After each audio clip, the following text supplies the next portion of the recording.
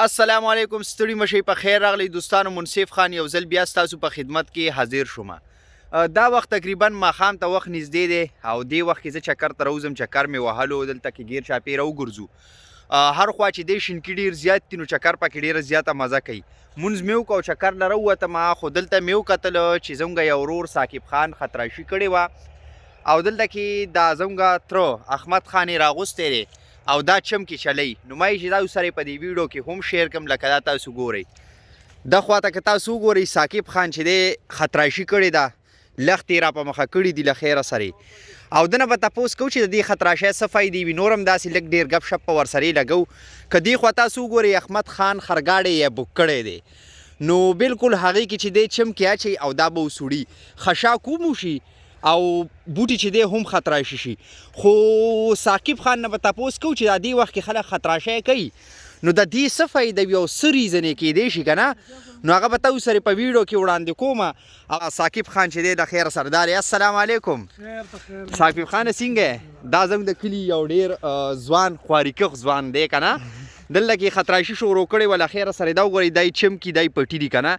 نو ثاقب خانه دا راته ووایه چې د دې خطراشۍ په دې وخت کې څه فایده وي؟ او که نه ولې نه دا به اوس دې نه بعد د کار ورځې شروع کېږي ښه، او دا بیا یې نه بعد چې کوم دی د بوټي وده کوي که نه، ولا پاڼې وکړي نو هغې سره دوباره چې دی هغه بیا ښه غټېږي.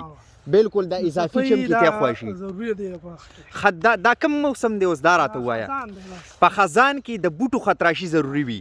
ولې چې دې نه پس دا بیا نورې پاڼې راوباسي نو هغې سره چې دی د بوټو غټوالی نشنما چې دی هغه برقرار پاتې شي او ښه ورسره غټېږي.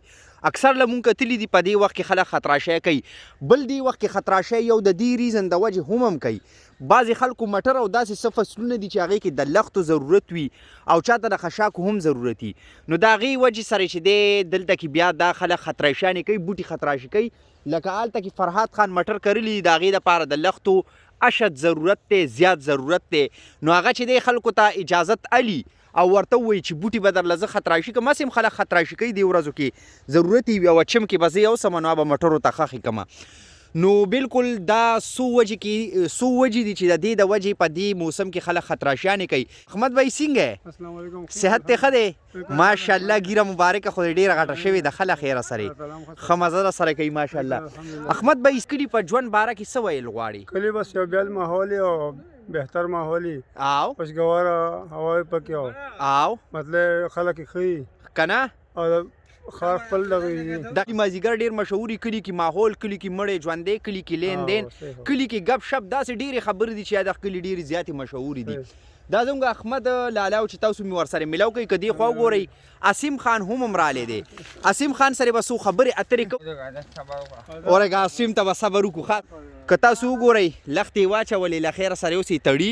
ولې دلته کې دا کندې دي وګورئ په دې باندې چې بیا تیریږي نو دا یو خوا بل خوا پروزي نو د هغې وجې چې دی دا تړي او دا اسویم ورله کړه ورکوي ښه. دا وګورئ دې کړۍ سره دا راخ کلی شي مضبوطو. دا کړی ورکه اوس په دا وتړي. ثاقبه ته کړی نه شي ورکولی، دا کړی مال هم نه راځي ښه.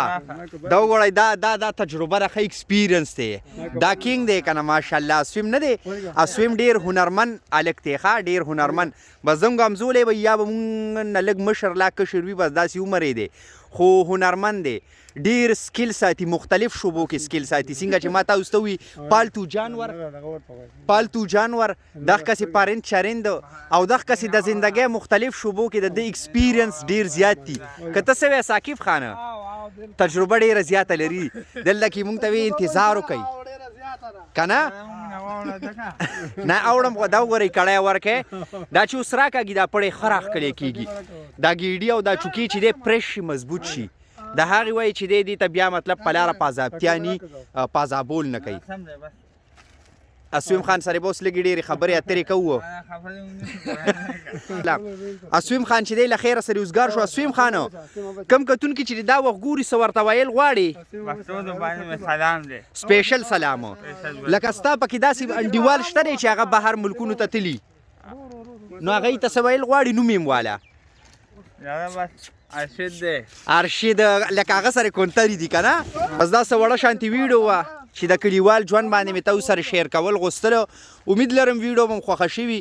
که ویډیو هم خوښه شوي ویډیو لایک کوئ، شیر کوئ، پیج د سره مست فالو کوئ چې داسې ښکلې او زبردستې ویډیوګانې نورې هم تاسو ته د کتو دپاره میلاویږي. ورشید خان د سپیشل د اسویمه سلام قبول کی. وجه ما تاسو ته ووایي چې هغه سره کونترې دي او هغه سره داسې زناور دي او دا سویم چې دی دا ډېر زیات خوښې دي او د دې شوق ډېر زیات لري. بس دوستانو اوس ماله اجازت راکوئ، یو ځل به بیا په یو نوي ښکلي ویډیو کې میلاویږو. د لوی الله په امان.